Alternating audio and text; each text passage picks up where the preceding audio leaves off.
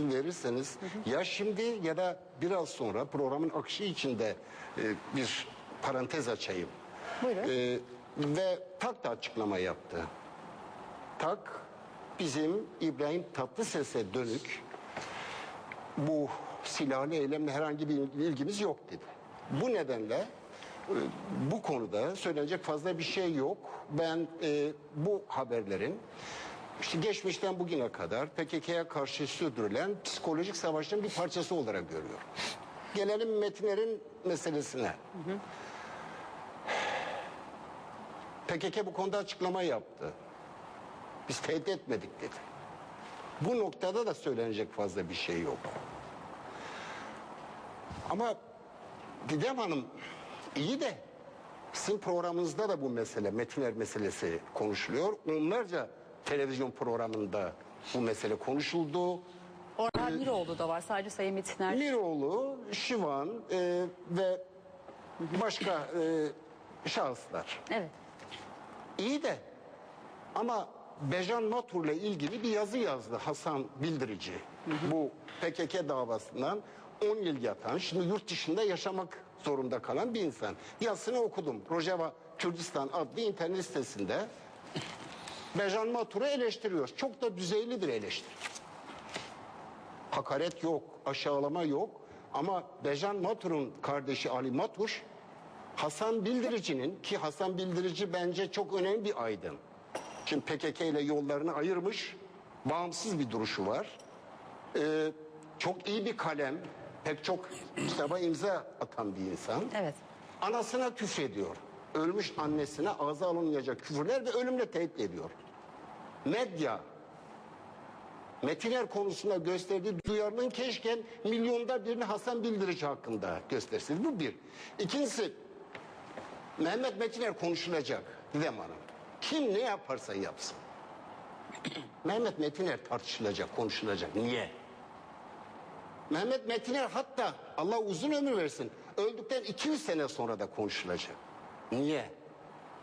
Çünkü Mehmet Metiner bu düzenle bütünleşmiş bir kişilik. Düzenin hizmetinde olan bir kişilik.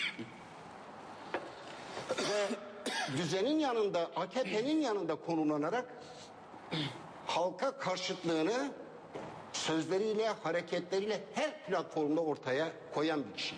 Sayın Metiner de size... Bitiriyorum bir dakika. Tabii. Bitiriyorum bir dakika. Şimdi Mehmet Metiner'i konuşmaya mı geçmişte hemen bitiriyorum. Hayır, bu çok önemli bir konu. Şimdi bu saygısızlığa izin verecekseniz kalkıp gideyim yani. Lütfen sakin olun, ben son toparlayacağım. Didem Hanım, toparlıyorum, bitiriyorum. Kürt haini Zeynel nasıl tartışılıyorsa,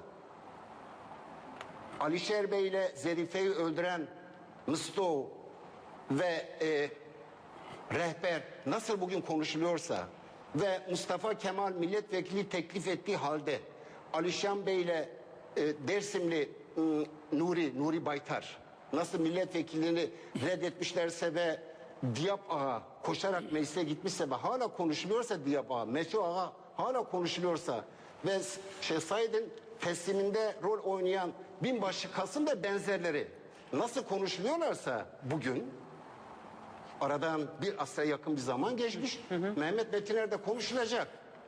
Mehmet Metiner de gocunmasın bundan. Mehmet Metiner'in düşünceleri ortada, belli, gocunmasın, konuşulacak, tartışılacak. Ama sonuç olarak PKK biz tehdit etmedik dedi. Ve üstelik PKK gibi bir örgüt, gerçekçi de olalım. TAK'ı biliyoruz işte. Siz Sayın Metiner'le konuşmuyor musunuz efendim? Sayın Metiner'le konuşmuyor musunuz? Hiç yüzüne bakmadan. Ben konuşmuyorum, yok. Hiç yüzüne bakmadan. Metiner'le konuşmuyorum, eline sıkmam. Çünkü ben sivil itaatsizlikleri burada temsil eden bir insanım. Ya olsun, gençler ölmesin, ocaklar sönmesin girişiminin sözcüsü olarak da ayrıca burada bulunuyorum. Peki. Ve sivil itaatsizlikler ayrıca sosyal ilişkileri kesmeyi de yapar, öngörür. Tayyip Erdoğan'ın elini sıkmam örneğin. Devlet Bahçeli'nin elini sıkmam, bu sosyal bir tavır, bir itaatsizliktir bu. Örneğin Cumhurbaşkanı Gül beni davet etse resepsiyona gitmem.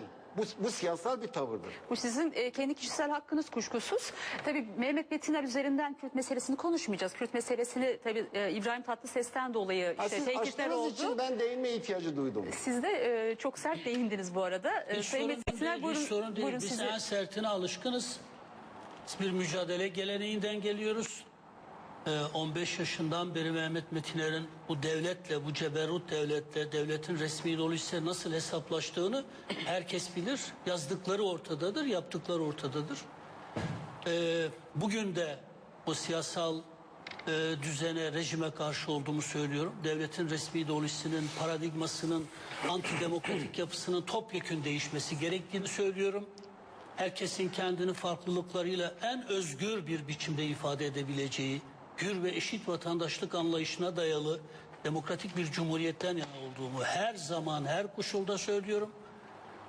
Kürt meselesinin çözümünde de resmi devletin paradigmasının paramparça edilmesinde rol oynayan insanlardan biriyim. Evet. Ayrıca Alevi meselesinde de diğer meselelerde. Ben bu ülkede dini, ırkı, mezhebi, yaşam tarzı ne olursa olsun, herkesin kendi farklılıklarıyla barış içerisinde özgürce yaşamasından yanayım. Devletin resmi ideolojisiyle nasıl cebelleştiğini herkes bilir.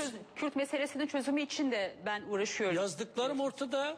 Yani ben Ergenekoncuların bu kadar şiddetle ve hiddetle rahatsız olduklarını biliyordum ama kendini sözüm ona Kürt mahallesinin politik temsilcisi olarak konumlandıran insanların niye bu kadar rahatsızlık duyduklarını şimdi daha iyi anlıyorum.